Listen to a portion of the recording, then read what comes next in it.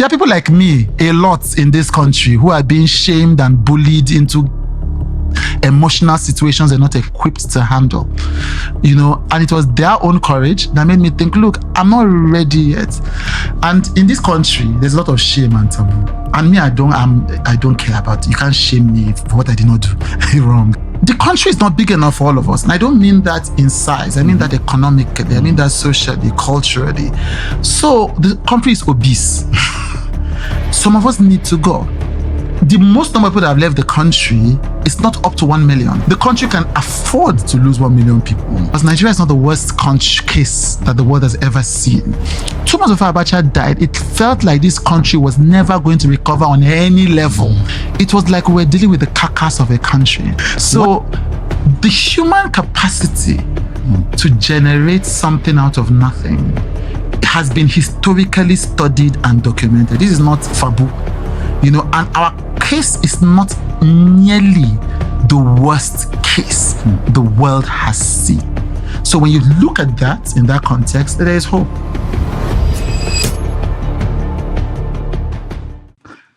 I'm not a big fan of introductions. I just like to get into the conversations. Let's just sit down and have a conversation like people do, especially people who probably have known each other. They are not being introduced for the first time.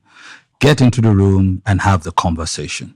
I'll make an exception. It's not every day you sit down with one of the country's brightest minds, lawyer, filmmaker, media professional, everything, advertising, public relations. How do you bundle all of that and just literally insert that in one head? How are you doing today? Very well, thank you. It's a pleasure to be here. How does it feel being on this other side of the table? I resisted this for so long, being on the other side, but it's life is about flavors. So it's an interesting flavor of life. Yeah. So I'm rolling with it. I love that. Sometimes it's a bit awkward. It's like being a stage performer and then sitting on stage to watch other people perform. It can be this and that a whole it's lot. actually very interesting because ever since I started doing, they've changed it from broadcast to podcast. Yes. So ever since I started doing podcasts, I have not actually been on a podcast. I can imagine. So it's just, there's something about it, but I've learned to just roll with the punches. So when I'm like, just do it, it's like, just do it. I can imagine. Yeah. My head is exploding with 1,000 questions, but I would just like to start with the ones for here and now, especially. I don't know how you do it, but you do it one way or the other. And I don't know. There's still a lot about the guy Chude, who people, that people do not know. And these things will trickle and all of that. But I've seen people call your surname in all manner of ways. So let's start from there. So people will go Jideonwo, people will go Jideonwo, people have heard different things. Yeah. How does your surname, what's the full name? Right, Jideonwo. Jideonwo. Yes, so, but I don't mind when people say, because the country can be on a Tinder box. So if the name can be seen as from different tribes, actually just be. So I never correct people. I don't think people misname anybody out of bad faith. Yes, so certainly. So when they mispronounce, I'm just like if I can get the vowels, if the I and the E is inside, we are good to go. Jideonwo is the name. Fantastic.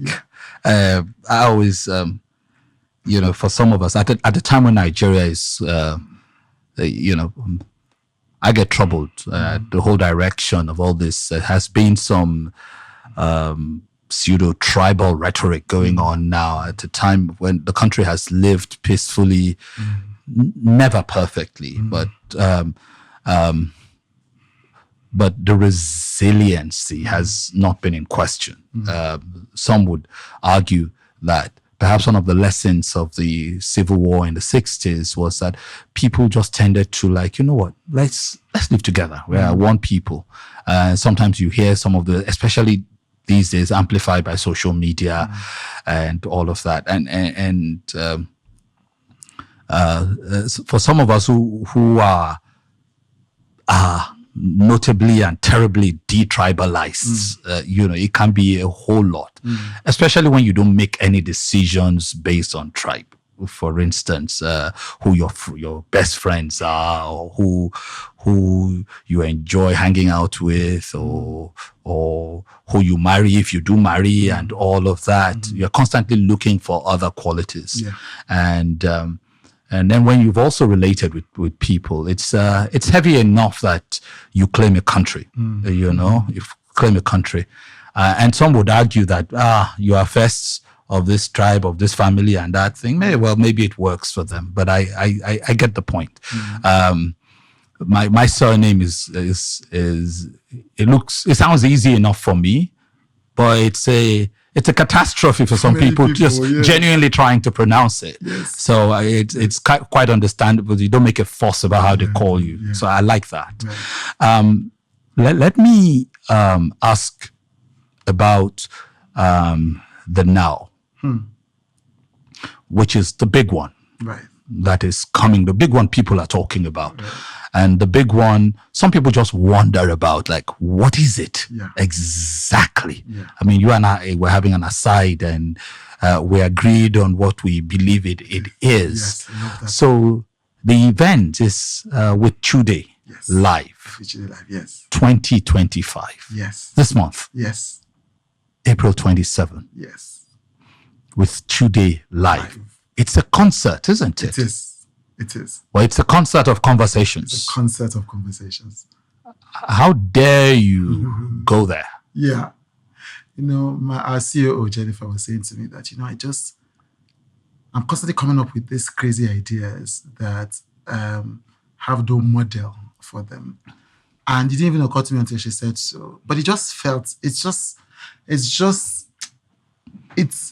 flows naturally. It just feels like something that should be done, And sometimes there are also models outside of Nigeria. Yes, so certainly. It doesn't seem so far-fetched to me. But the thing is that interviews are a big deal, Conversations are a big deal. I mean, the kind of conversations I do on my show, sometimes have literally been life-changing. So I've had people say, look, I was going to kill myself, and I watched that guest and I decided not to. Literally life-changing. And so they're right up there with the power that the talk has as much power as music, has as much power as movies, has as much power as literature, But because journalists have traditionally been self-effacing, so that's the way that, and it's a useful thing because if you are mediating stories, you don't want to put yourself at the center of attention. So that's how I do my show. That's how you do your show. It's about the guest, but it doesn't reduce the life-changing impact of those conversations. And so if something is that life-changing, it deserves its own big stage. I agree. And so it just became, many years ago, the idea first crystallized in my mind when I watched Oprah do her Vision 2020 tour. And she had Michelle Obama and The Rock and Lady Gaga. And just seeing conversations blown up, and seeing the energy in the room, it had the same energy as if it was a music concert. And I said to myself, I hadn't even started my show then, that I needed to do this in the continent. And so that's what we're doing here. We are blowing up conversations. So the same experience that you see in the studio, but it's like you have a musician, maybe he sings on YouTube, but then you see him on stage, it's a completely different energy. It's a different feeling. Different feeling. So the same thing we're doing here. The conversation in the room, yes, but then blown out. You see them on stage, those emotions, those goosebumps, maybe the tears, the joy, the hugs, the insights, the revelations, but dramatized in a way that makes the day magical. That's what we're doing. And just looking at the lineup, yes, the individuals, it's like a roll call of some of the best minds. Yeah. So the people who make and give some of the best conversations. Yes. And yes, there's Chimamanda on the roll call. Yeah. But it's not just her. Yes. So, because we are Americanized sometimes, say it's a Super Bowl of conversations in Yeah. this case. So it's, yes, and that was deliberate. I'm going to call the names, but we wanted to choose people. But again, it's a concert. It's huge. So we wanted to get the biggest guests, the guests that other people struggle to get, the guests that don't speak often, you know. And so we have Chimamanda Adichie. This is essentially a homecoming. It's her first major event since the release of Dream Count. You know, I mean, Chimamanda has been selling out audiences. I think she's been in Japan, Australia, sold out 3,000 in London. So this is her first major event since the book came out. So it's Chimamanda Adichie, there's Funke Akindele, perhaps one of the most recognizable faces and names this country has ever seen in recent time. There is Bovi Uboma, my brother, who gave me the courage to do this. Because before I did this event, I started with Bovi, because he has done all kinds of events. I say, Bovi, it's one thing to imagine a thing. It's one thing to be realistic. Do you think I can pull it off? And Bovi gave me the permission to proceed. And then there is Falz, the bad guy, you know, singer, actor, comedian, producer, leader. And then there's Conversationalist. Conversationalist, because, you know, he even has his own podcast. And then Pastor Jerry Eze. I call it the pastor of the world. You know, it's just something, there's something surreal about the fact that Jerry Eze has hundreds of thousands of people plugged in every morning, joining him in prayer. And so these are the main stage guests, you know, the biggest from each of their sectors on stage in one-on-one interviews. Then we have panels, 2 panels, and one of them I've already announced the lineup. Ebuka Obiuchendu, you know, he understands talk. Kiki, who's an influencer and a content creator. Taoma, influencer, content creator. Moses Bliss, gospel artist. Hawa Lawal, influencer, content creator. And then Vicky James. So yes, actually, sometimes when I repeat the names, I get excited again. It's amazing, man, because we're reading all these names, and all I can think of in my head is a concert. Yes. It feels like a big. I can already sense the energy, the auditorium. Yes. And then, you know, I slap myself and say, hey, it's not a music concert. And these are big names. Yeah. So how did you arrive? What's the venue, and how did you arrive at that venue? Well, the venue, right? So the venue came because when I imagined it at a hotel. You know, so we're going to go big. Let's go big. So that was the Eco Convention Center was our plan. We had already made all the arrangements, but I needed a promoter. Somebody said, so my people said, the Dons, Bovi and others said, look, you need to get a promoter for this show, someone that understands this business, so you can focus on your own part. People can focus on their own part. The problem was that Nigeria is a very funny country. People don't like taking risks. So there's no model for a talk concert. So it's like, which promoter would I trust with my own vision? So I asked around. This is what I did. I asked around. I said, okay, who are the promoters? People gave me the names. I said, who is the one that you think will understand what I'm trying to do? And everybody said this lady called Alaja, who has filled TBS with Davido, you know, I think National Stadium with Olamide. So I went and started. So I didn't, and that's what I do. I don't usually talk to several people. I ask, who is the person? And it turned out that Alaja, then she told me we were going to do it at the Palms. So I'm like, the Palms is a mall. It turns out that there is this massive event venue just at the back of the Palms. It's surreal. So even I am excited as to how people are going to be surprised with how. And she's done concerts there. I think that Dekone Gold has done a concert there. I think that Shali Poppy or Dumodu Black has done a concert there. You know, so it's one of Lagos's best kept secrets. The backstage is humongous. The red carpet area is incredible. The parking space is mind blowing. I'm telling you, I'm saying, Alaja, how did I not know that this existed? So because she had to convince me. So I went to Reki, the venue, and I saw it. I was like a child in a candy store. You know, I'm not aware of what you're talking about. Yes, I know. It's part of the surprise. Just at the back of the pub. It's where I think Game used to be. Yes. So, you know, I think Game or Shopper, one of them left the country. Yeah. So that, you know, it was a huge, so that space has been converted. Yeah. It's magical. Goodness. Yeah. Big deal. 27th. Yeah. What day of the week again? It's a Sunday. It's a Sunday. Yes. So I'm thinking it's a ticketed event. Yes, it is. How are people getting tickets? I know on the website, yes, event.withchude.com. That's the primary place where people are going to get tickets, and it has been happening. I'm so honored by Nigerians. These tickets flying off. I'm so honored, and it's not I think they said this is a weird thing. It's not just the regular tickets flowing out. Yeah. It's the VIP and the VVIP flowing out.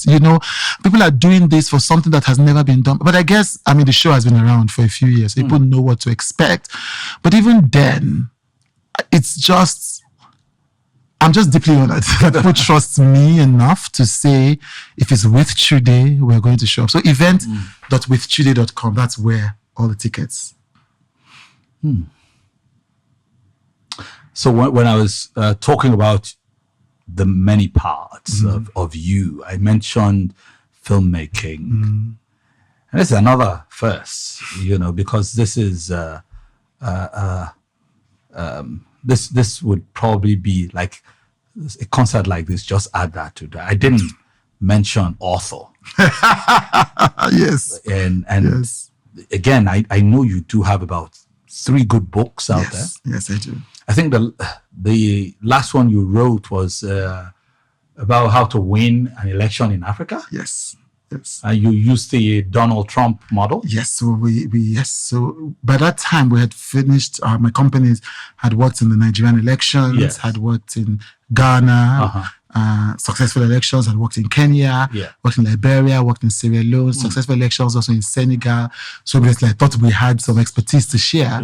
But then, what we are noticing behind the scenes, because people who are not strategists often reduce what is happening to things that are not the real thing.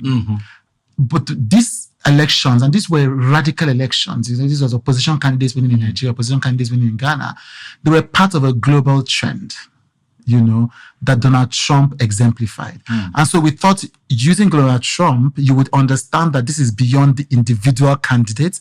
Something was shifting in the African space at that time. So that's what we did. So we explained how Donald Trump got there, but used that to explain how citizens were obtaining outcomes in Lagos and in Ghana, especially at the time. There was a sprinkle of the other countries, but it was mostly Nigeria and Ghana. Because those were revolutionary elections. Ghana was something special. Certainly. I think you released it in 2018 or so. Yes, I did. Yes, 2018, yeah. So, and Trump became president in 2016. 2016. So you probably were compiling and writing about 2017, 2018-ish. Yeah. So it's been, 6-7 years since then? Do you look back and say, I was spot on? Or are there some new development that you look at and you're like, No, it can be presumptuous to say I was spot on, but we were. It's me and Adebola wrote the book. Yes, because it says the major things in life don't really change.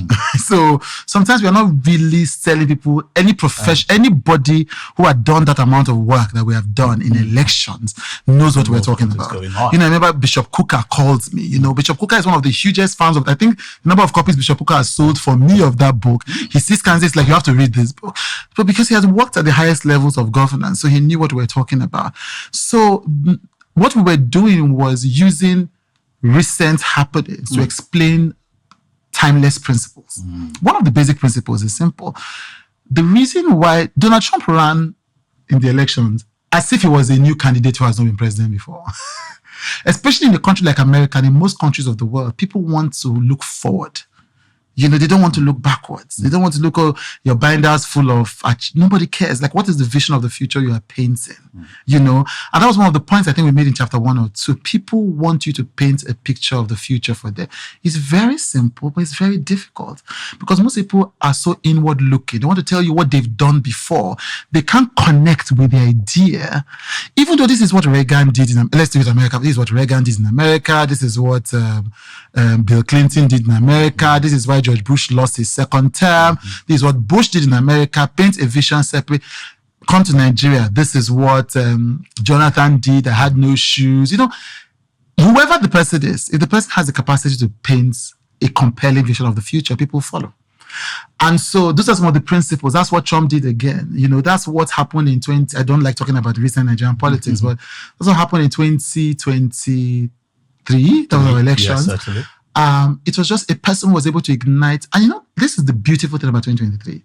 2020 was when the terrible NSAS tragedy happened. Mm-hmm. And many people had given up on Nigeria. Never going to be involved in politics. I don't think we've tracked the amount of people that left Nigeria because of NSAS, the amount of people whose hearts were broken. But all it took was a movement. And those same people who, you can go and track their Twitter handles, who 2 years before said, we will never care about Nigeria again. Because there was a candidate who was able to paint a picture of the future, their hope was ignited again. One of the chapters was Hope Always Matters of our book. Hope always matters. No matter how disillusioned a people are, you just need a candidate that can ignite their hope. And I think it's one of the most beautiful things about the human spirit, that no matter how beaten down we are, we find a way to keep going. And politics is the purest expression of that. The way Obama used the "we can" mantra. Yes, exactly. Or yes. Trump make us great again. Make America great. Yes, because it was great. He was there before. So what happened between that time? So and then we've seen these things again. Milei in Argentina, exactly. Meloni in Italy. Yes, it's like even in Canada. Yeah. Kanye is from the same party as the guy, but he's painting a compelling picture of the future. Even in the UK, the Labour parties had a damaged brand for so long until the Conservatives damage their own even more. Yeah. And suddenly the Labour Party paints a future of economic prosperity. And we saw what happened in France. And we see what happens in France, yes.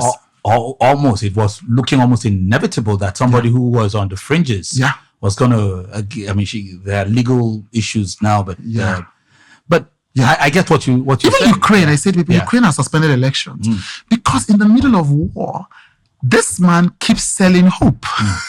And people, they were ready to lose billions of funding from the US just because he stood there and stared down Trump and J.D. Vance. There's something magical about hope. Yeah, it's pretty interesting. I was just wondering, do you think when you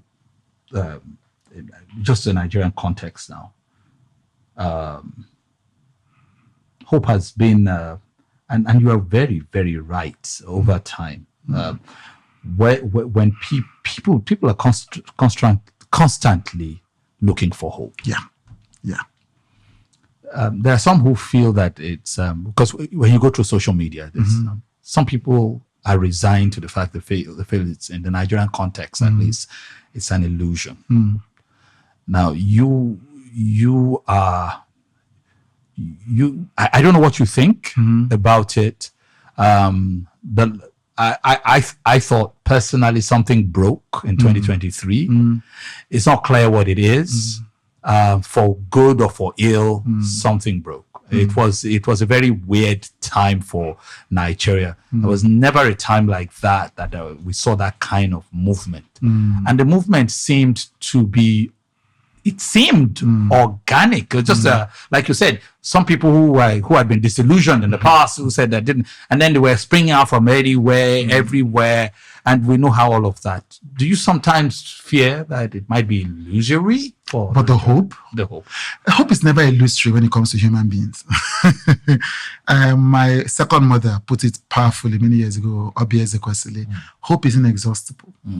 And so it's not, you see, two things can be happening at the same time. You can look at a situation like Nigeria and see no clear path to hope. And at the same time, you can have hope. And that is because Nigeria is not the worst case that the world has ever seen.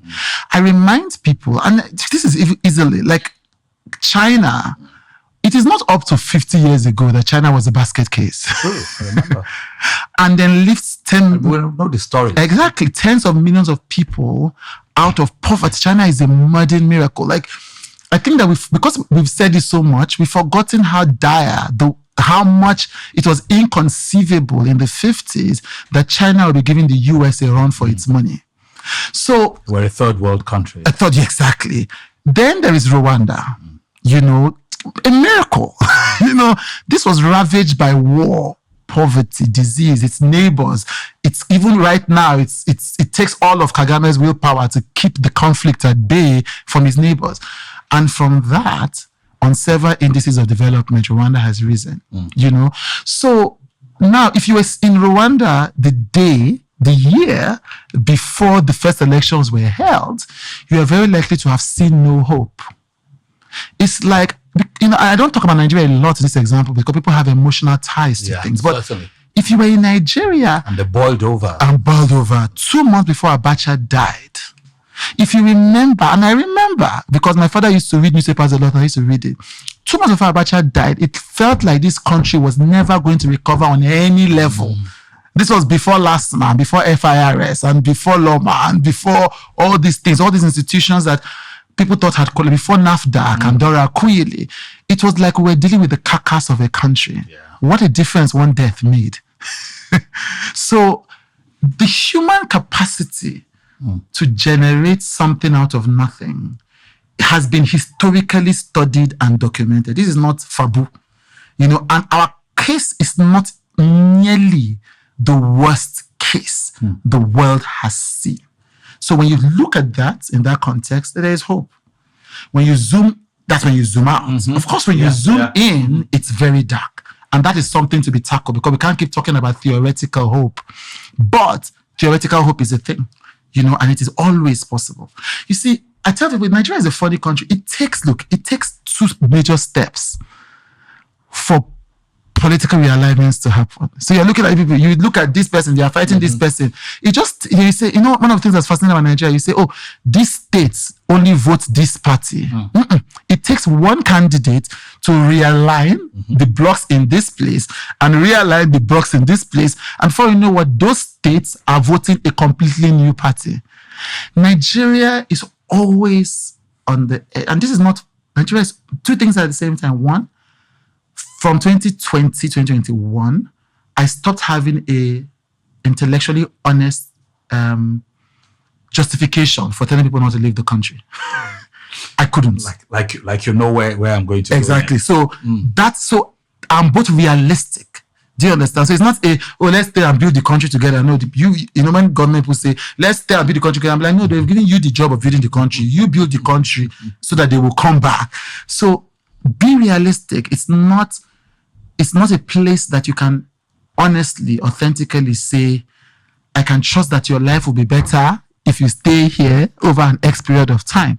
That is legitimate. And in that context, like Professor Otomi told me a few years ago, he said there's what they call the manager's assessment of the situation. As the manager of your life, you will look and assess, can my life move forward in this context? So people are right in making the short-term decisions they have to make for their life, and even in doubting that things can get better. But that doesn't change the long-term fundamentals that any country can regenerate itself. We can hold those 2 thoughts in our head at the same time. Makes a lot of sense. Yes. And again, to your point. So while on the one hand, we've seen quite and it's always been the case. But in the last few years, we have seen such a disturbing rage and race outside the country. Anybody who is able to put some quid together, almost everybody. It's been tremendous when you actually pay attention to the data, to the point where some Western countries started to even panic. Like, what is going on? It's like somebody has unleashed the doors. When the Americans talk about what's called their southern border and all these influxes, we naturally assume Nigerians are not amongst those people because these are South Americans mostly and all of that. But there has been an outflow of Nigerians. And I like how you just put it. You have got to make an assessment of your life. But are you personally getting any experiences from in the last 3 to 5 years? I mean, I can share my own experiences with the people that I've seen. A number of people have made the decision, they've gone. Some have, for whatever reason, even come back, and for some, it was horrible. For others, it was the best thing that ever happened to them. What kind of experiences are you noticing? Okay, well, so just to respond to the underlying calculations. Yeah. I'm not one of those that is worried about people leaving the country. You know, I'm not. We're a country allegedly of over 200 million. I have a lot of challenges with that number. Because what has that You number? wish it wasn't that high. No, it's just the number is built upon data that is contested. Yeah. You know, so we're extrapolating possible growth based on primary numbers that a few years ago nobody agreed were legitimate numbers. So let's park that. But we have to use something. So let's use 230, 40 million. Yeah. The country is not big enough for all of us. And I don't mean that in size. I mean that economically. I mean that socially, culturally. So the country is obese. Some of us need to go. So to that extent, that is not my issue. My issue is not with people leaving the country. Diasporas from India and other countries have powered their local economies from wherever they are. True. China has a deliberate policy amongst other nations of front-loading its brightest citizens into America. So that in itself is neither here nor there. People are leaving the country. The most number of people that have left the country is not up to 1 million. The country can afford to lose 1 million people. So that's not the issue. The issue is what happens to those that remain. So for those that remain, it's still a terrible situation. That's what worries me, you know. And also the people who leave because of desperation, what kind of situations do they get themselves into? Now that worries me on a humanitarian level. So because of the desperation, if it was a planned migration, if it was government policy to move our people out, Like the Chinese. and these other nations in Southeast Asia, then there will be no problem. The problem is that we are doing it as someone that's escaping from a fire. And so we are running from buildings, we are jumping down, we are breaking legs, you know, we are abandoning families, destroying. So that's my challenge. As some even say, they would rather run to some jail. Exactly. Exactly. Which is bad thinking, but understandable thinking considering the state of the nation. So my own issue is that would a serious-minded government, any serious-minded government, look at its own situation critically and stop saying, don't leave the country, but say, look, this is a good example I always say. Successive governments have been trying to bring down the value of the dollar, forex exchange rates. All it took was an influx of Nigerian immigrants in December to do what all kinds of magic couldn't do. That shows you the power of an engaged diaspora. Yeah. So what about a government system that takes that and becomes deliberate about it? I think that can be a game changer. You know, the money that is powering our entertainment industry, most of it is not from inside this economy. It's economies from streaming. Globalization has made that possible. It's economies from concerts that these musicians are doing across the world. It's their friends. So our economy, at least slivers of it, can be driven by a deliberate approach to moving our people across the world. Let's pack that.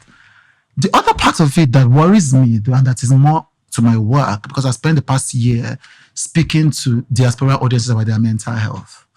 And what we have, that's what poverty is such a terrible thing.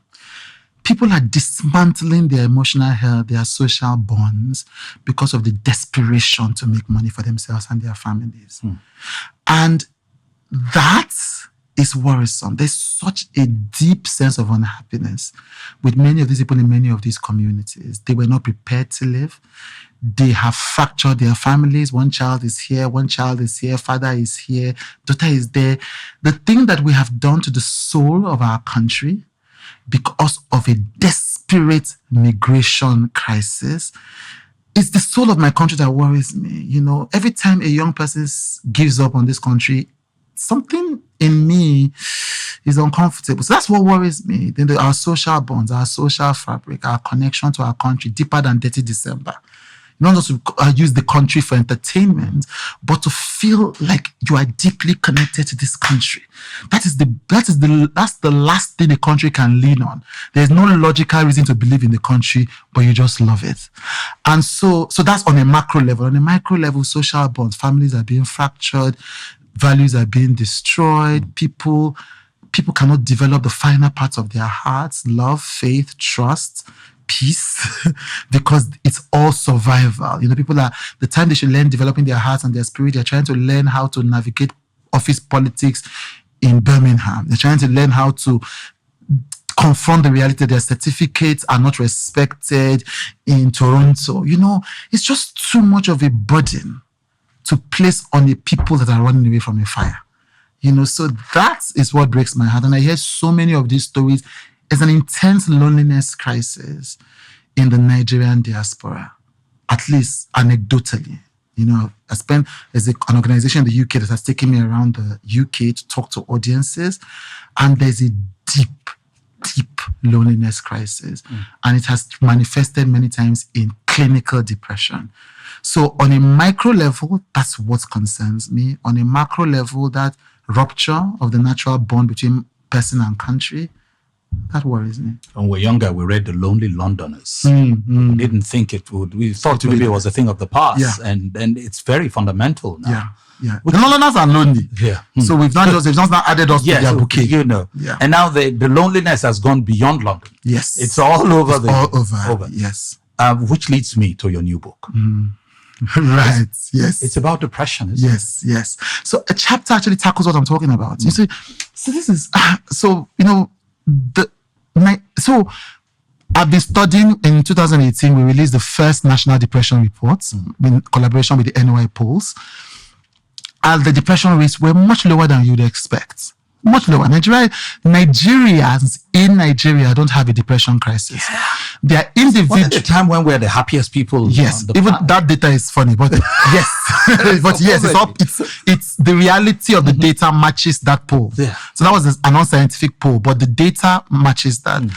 We don't have people. There are depressed people in Nigeria. Every country has depressed people. There are people with serious mental health issues, anxiety, neurological disorders, bipolar disorder, and we need to show up our mental health clinical capacity.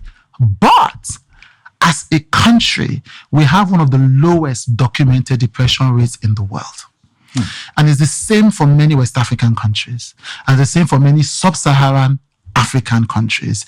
Now, anybody who has dug into the research, so 2 of my chapters depend on this. Africa has a natural immunity to clinical mental health disorders for a number of reasons. Number one is the sun. The sun is documented to have direct effects on mental and emotional health. I've seen that data. Yes, exactly. So the sun. It's the reason community social bonds is one of the major things. Social bonds are a bulwark against falling into depression. That means you might be unhappy. So think about depression as this. So this is the baseline. This is neither happy nor unhappy. Above it is happy, below it is. No, above it is not depressed, below it is depressed. Now, you can be on the line, which means you are unhappy with your life, things are not going well with your life, but you're not depressed. You can still go out and hang out with your friends, you can smile, you can be happy, you can watch football, you can function, you can hustle for your life. That's not an illness, that's just normal human emotion. Scientists don't treat that. Science doesn't tackle that. That's normal human despair. Many of us are above that, and it's social bonds. I always say the ability for your mother to barge into your house uninvited helps you fight mental and emotional health disorders. And this is documented in so much research. So that's one of the things that makes me sad. One, that people have to leave this safe, this place that enables your mental health. Sweet sunshine. Yes, they have to live because they have to survive. And 2, because Africa is the poorest continent in the world, nobody is studying. The West has a depression crisis. The West has a mental health crisis, but they don't respect us enough to deploy researchers here to learn what we have. So that's, these are the things that make me sad. It's sad. Nigeria and West Africa could be such a beacon to the world. There's so much we have to teach about mental, emotional, and spiritual resilience. But our intense poverty and the fact that our people are stuck at the level of survival stops us from showing off. So one of my chapters in the book explains why we have to focus on that. So some people talk about development in Africa. They say we need more skyscrapers. We don't need more skyscrapers. There are things that are environmentally sustainable ways that we've built our architecture that we can export to the world. But you see, in a world that is materialistic, where it is who has money that people listen to the most, nobody's paying attention to us. And that breaks my heart.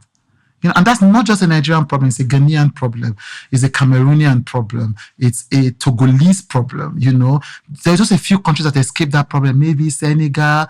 But for such a beautiful sub-region with so many things to teach the world, poverty has made us ignorable. I liked what you said about the sun. This old mantra, there's nothing like the sun to make you feel like number one. Yeah. And I mean, I was just happy when you raised that because the data suggests that the sun is one of the most fundamental medicines, both to your health, your psychology, your mindset. Yeah. And I even read one data that questioned this whole sunscreen agent. Yeah. Literally saying, you actually do need the sun. Too much of everything is bad. Yes, exactly. But it's got to account. Fundamentally, it's a net positive. To account for something. Yes. And when you also look, the COVID experience was a big deal. Exactly. People were dropping like flies all over the world. Nigerians were literally odeshi. This thing you just said is an entire almost like you've quoted from my book line for line. And while people were dropping like flies around the rest of the world, we weren't, because our markets were open. There was sunlight. There were things that just automatically made us immune. And of course, that's when NSCPD became popular. Many of these online churches, Apostle Selman. So people were lonely in the rest of the world. We were having online church, online music. And that, we don't appreciate it because of poverty. I remember we had online picnic, get together with a group of friends. Yes. We could not be bothered. Yes. People were stuck at home with their full family. Yeah. Nothing strengthens your inner core emotionally and spiritually, like being in close proximity with people that care about you. There's somebody I have a lot of love and admiration for. We were having a conversation at a point when my family was, my wife was probably tired of, my family was just literally going to move out of the country. Right. I was talking to her. She herself a Nigerian, but of course she grew up here, but she's not dark of skin like us, but And then she said to me, "Why do you people want to leave?" And it was as simple as that, and it was pretty profound. Sometimes you play down on what you really have. For instance, I'll give you a good example. The West is they're consumed with trying to flee to Mars. Everybody's talking. Elon Musk talks about it.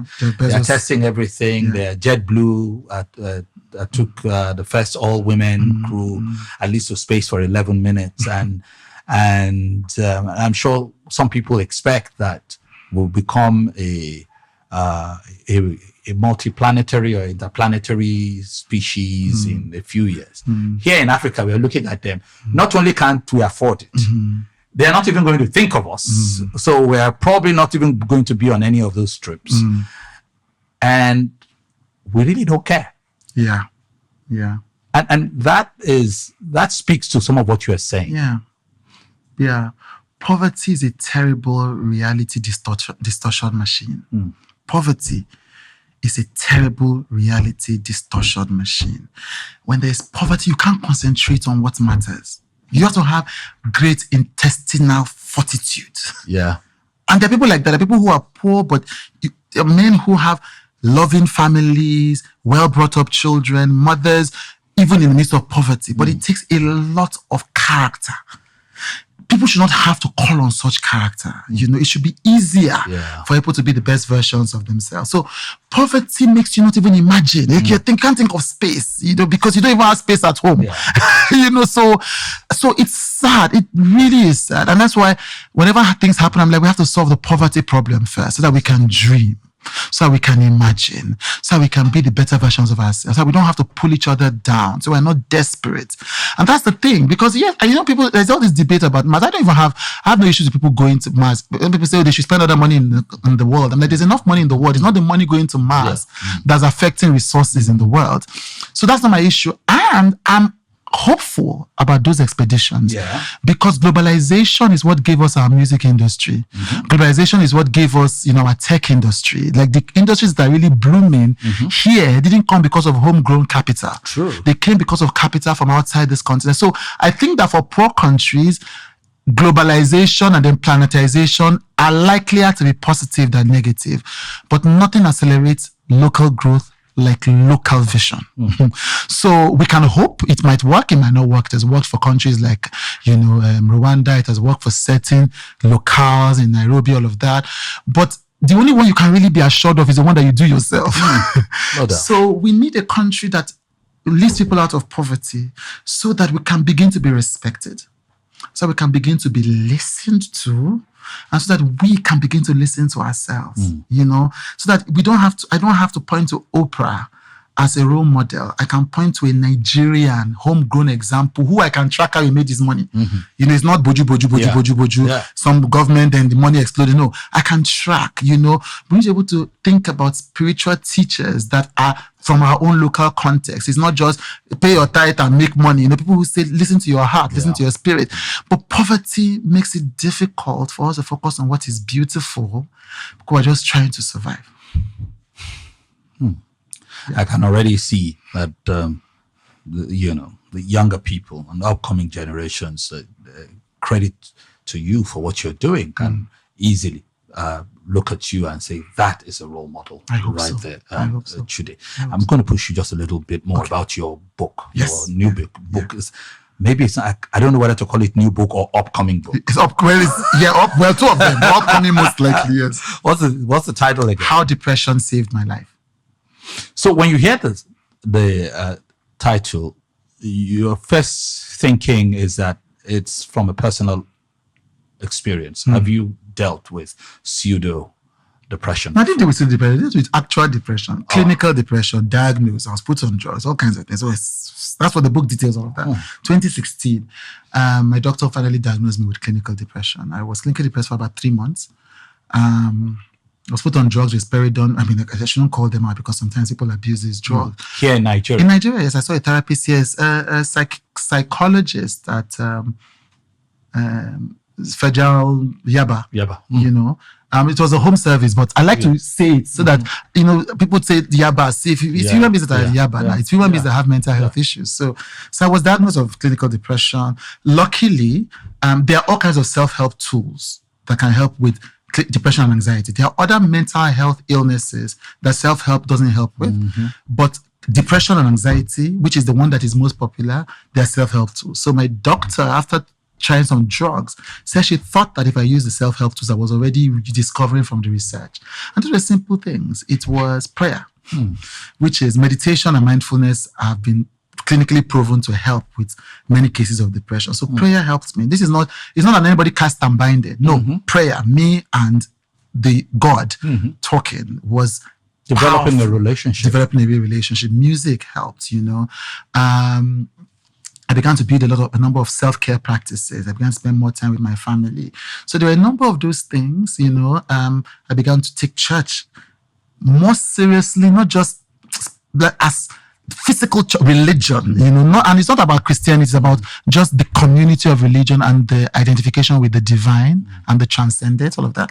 So my doctor sensed that I was researching, I was Googling, reading books. She sensed that I had discovered a potent mix of self-help therapy. And so in a number of months, I was out of the depression, but it was a terrible thing. At some point, I considered briefly, taking my own life. And so it was a terrible, terrible time. But that is what directly led to with Chude, because it was the books I was reading that brought me here. That's big. Yeah. Were you able to identify, isolate the source or sources or the triggers? Yes. I detailed it in detail in my book, like 3 chapters. But to summarize, it was I failed for the first time, and I was afraid that I had no future, and which is what depression often can be. Which is you look into the future and you can't imagine it, so your mind collapses. Because our minds are an interplay of memory, sensation, and imagination, which is the past, the present, and the future. For our minds to continue running optimally, we must be able to recall the past, process the present, and imagine the future. So what happened was, because I was failing I thought I was failing professionally, I couldn't imagine the future, and my mind couldn't handle it. So what happened was my mind collapsed into itself. So long story short, first year, we were just finished doing this big campaign 2015. Everything was going well for us. Clients had signed deals, so nobody was paying. So for the first time in my life, I've always, as a CEO, I've always had 1 year's expenses saved, cash flow. So if anything fails, but I'd never, by that time I'd done business for about 10 years or 11 years, I'd never had to touch it. So we've always been going up and up. Suddenly this year happens, nothing. Clients are signing up, they are not spending. Month after month after month, I dip into the savings the first month, I dip into the savings the second month. I'm just like, this is how my life is going to end. My relationship this was the principal. Other things were happening. My health was giving me issues. I was eventually diagnosed with Tourette syndrome. My relationships were fraying, so that didn't help. But it was principally that for the first time in my life, as I began working at 15 years old, Forbes 30 under 30, CNBC Young Business Leader of the Year. So all of those had formed my identity. I'd never failed. So the first time I failed, my mind couldn't handle it. And I literally thought, I began to imagine all those people I had seen in my career who were up and then went down. And your mind becomes Ojuju Calabar. Yeah. And the anxiety takes over. You feel like you are going down. My mind, the only way I did it, my mind collapsed into itself. And it took careful. It's like when something clenches, you have to unclench it. And then I realized, and I learned so much. That's the most important thing that happened in my life, because it made me realize that life was not the way I saw it. That first and foremost, there are parts of ourselves that are more important than success, money, cars. Those are good, but those can't help you when your mind decides to fight you. And those are not the most important thing. Money is not as important as love.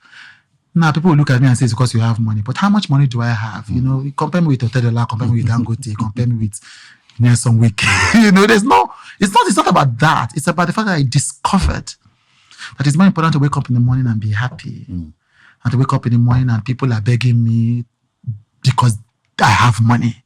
Those things are not what leads to the enjoyment of life. The enjoyment of life is in peace, is in joy, is in love, is in trust. If you can have that while succeeding professionally, great. But if you had to choose between the two, I learned to choose joy and love.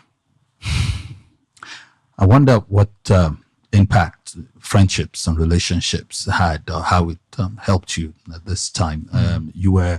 You've been great friends with Debola, the whole Red Media thing, you guys together, and it's amazing for you guys to still be going on strong all these years. Were there pivotal moments where friendships, relationships really came true for you? Oh, absolutely. So I said that this book is my memoir, but it's obviously a memoir of my friends. You will see Debola. It's just my friends. I learned going through depression. That's why I learned. That's why it was easy for me to quit my job as CEO of Red Media Africa, because I realized all these people that were sending me Christmas gifts were not. It wasn't love. It was because I was the CEO of Red Media Africa. These people that were useful. Yes, I was just useful, which is good. It's good to be useful, but I couldn't rely on them when it mattered most. So I learned what people learn in their 60s very early in my life. Because people resign, you were MD of Share, you fly business class, then you now retire. And then your phone stopped beeping. Yeah, it's like what Dr. Abati wrote, the phone stopped ringing, You learn it very late in life. I was lucky to learn it very early in life. So my friends, I don't play with them. I've had the same, I always say I don't need new friends. I've had the same friends for 2 decades now. Everybody saw them at my birthday party. We went to Mauritius together. I learned to take my friends and my family very seriously, because when depression hits, when despair hits, those are the only things that were real. Very profound. Yeah. And yet, here you are, unmarried. Yes. Why? I don't know. Okay, but I don't know. So when I was in my 20s, I was very desperate to get married though. I don't know. I was very lonely for some reason. I was succeeding, but I didn't feel like, and now I know it was loneliness. I just felt a wife was going to cure me of loneliness. Of course, many people find out that you can be lonelier in a marriage than outside of a marriage. Right now, I just don't have the desire to. It's not even complex. There's nothing. People say you don't find the right woman. I'm like, what are you talking about? What does the right woman mean? It's just these things we say. Oh, you have money, you can afford to take care of children. I'm like, that's not the reason to have children, because you have money and you can take care of children. There are many people that have money and have abandoned their children. Many people that have money and are not emotionally available for their children. No, I just don't have a desire to do it now. And I don't even like when people say it, so they make me answer it in a finite way. And I stopped answering the finite way. I'm like, it's now. I don't know what will happen when I wake up next year. I might decide I want to do. I don't. But now I've begun to embrace it. I need to talk about it, but I began to embrace it because there are people like me, a lot in this country, who are being shamed and bullied into emotional situations they're not equipped to handle. And so I feel like the more I own it, and because I became comfortable with it, because some of the people I admire the most are not married. Oprah isn't married. She was good. I'd already done the wedding and she woke up and said she's not doing it again. Bill Maher isn't married. So there are a number of people like that, and it was their own courage that made me think, look, I'm not ready yet. And in this country, there's a lot of shame and taboo. And me, I don't care about it. You can't shame me for what I did not do wrong. So I've begun to learn that there is a powerful message to be said to people, that there are different ways to be in the world. Marriage is beautiful. My friends are married. Some of them are married, some of them are not married. Marriage is a beautiful thing. I love good marriages. That's a way. Some people want to be married. That's a good thing to do. Some people don't want to be married. That's also a good thing to do. Some people don't want to have kids. That's a legitimate choice. We say, but if you didn't have kids, look, the beauty of the world is that there are people who were born wanting to have kids. So the fact that somebody doesn't want to have kids will not affect those that want to have kids. The world is yin-yang. It balances itself out. So that's why I've become... there's no complex reason. Sometimes when people are trying to imagine things, they imagine all kind of... I'm like, look. It's like if somebody says, I remember Audio of Fame many years ago, the poet. Somebody said, I see that your thing is not working. He said, but your thing is not working. You go find a woman who will help you hide the secrets now. So, people say all kinds of things, but it's such a basic thing. I just don't have the desire. Do you deal with pressure from family, though? Of course. Well, not from the people that matter most to me. The people that matter most to me don't give me pressure. We have conversations. And it's an ongoing conversation. I'm responsible to people. I'm responsible to my mother. I'm responsible to my uncles, people who I love. Yeah, so it's not a leave me alone, I'm not going to get married. No, I love them. They love me. And marriage can be a good thing. So nobody's putting me under pressure. But we are in a communion of understanding. Understandable. Yeah. Is there something you fear the most?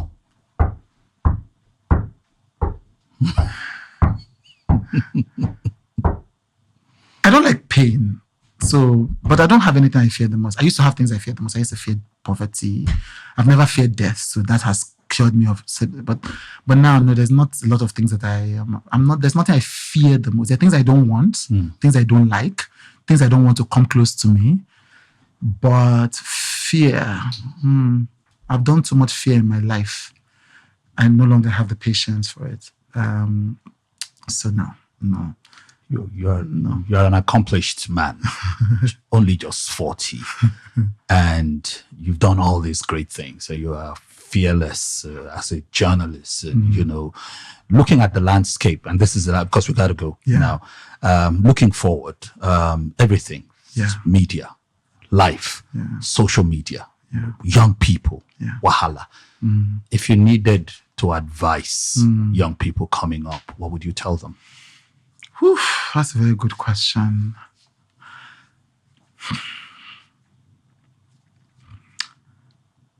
Find something in yourself that nobody can take away from you and develop it ruthlessly.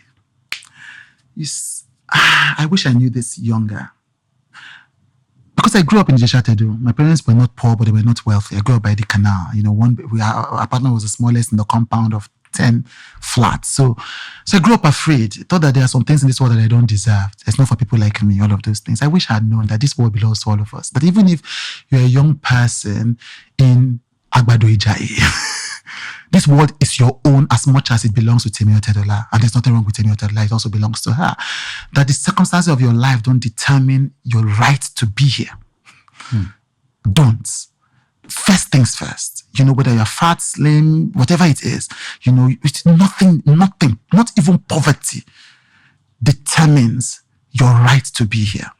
Now, you find something inside yourself that nobody can change. For me, it's my talent and my hard work. I've learned that you can take everything from, but you can't take that. You can take it.